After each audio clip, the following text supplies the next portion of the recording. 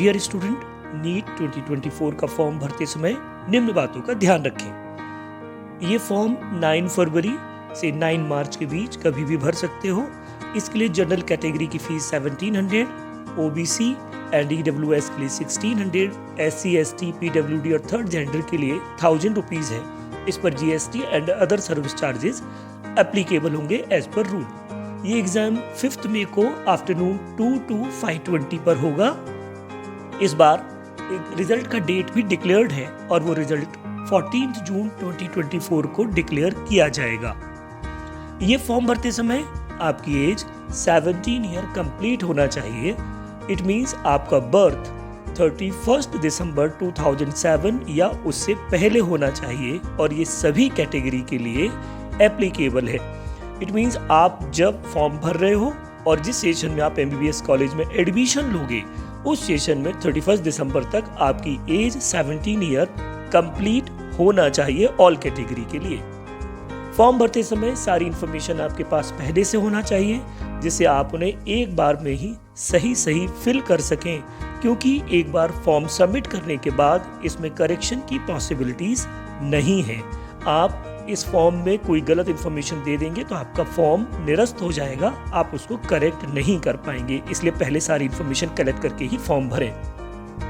Form 3 step में भरा जाएगा। फर्स्ट स्टेप में रजिस्ट्रेशन होगा, सेकंड स्टेप में एप्लीकेशन फॉर्म भरा जाएगा और थर्ड स्टेप में आपको फीस सबमिट करनी होगी।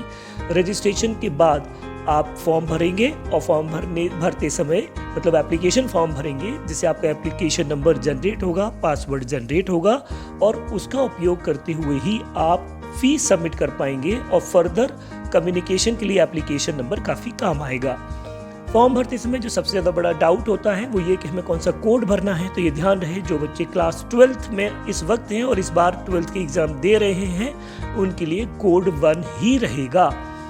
कोड 2, 3, 4, 5, 6, 7 ये सारे कोड जिन्होंने 12th का एग्ज़ाम ऑलरेडी पास कर रखा है उनके लिए हैं। डिपेंड्स ऑन कि वो इंटरमीडिएट एग्ज़ाम दिए हैं या फिर वो प्री मेडिकल एग्ज़ाम दिए हैं या फिर वो बीएससी के फर्स्ट ईयर के स्टूडेंट हैं या BSc second year third year के स्टूडेंट हैं या कहीं और से किसी और तरीके से उन्होंने एलिजिबिलिटी को सेलेक्ट किया। तो 12th वाले बच्चों के लिए अनडाउटली कोड 1 और ड्रॉपर के लिए 2 से लेकर रिमेनिंग कोड रहेंगे।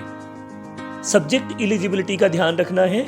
इसमें किसी भी कैटेगरी के बच्चे को physics, chemistry, biology as a primary subject with English as a compulsory subject आपका 12th में होना चाहिए और जनरल कैटेगरी के लिए फिजिक्स, केमिस्ट्री, बायोलॉजी और में आपके कलेक्टिवली मार्क 50% या उससे ज़्यादा होना चाहिए और रिजर्व कैटेगरी के लिए ये लिमिट 40% है और ये सारा कुछ सारे कोटे पर एप्लीकेबल होता है, मतलब एनआरआई और ओसीआई के लिए भी यही वैलिड होता है।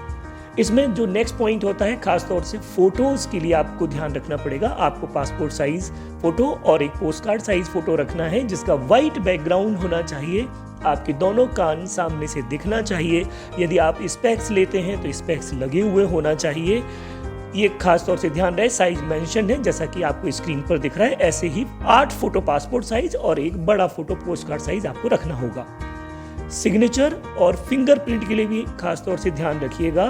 फिंगरप्रिंट ऑल 10 फिंगर्स, चारों फिंगर और थंब मिलाकर जो 5 होते हैं, 5 + 5 10 जैसा कि स्क्रीन पर दिख रहा है वैसे ही ऑल 10 फिंगर्स के एक साथ आपको देना है फिंगरप्रिंट।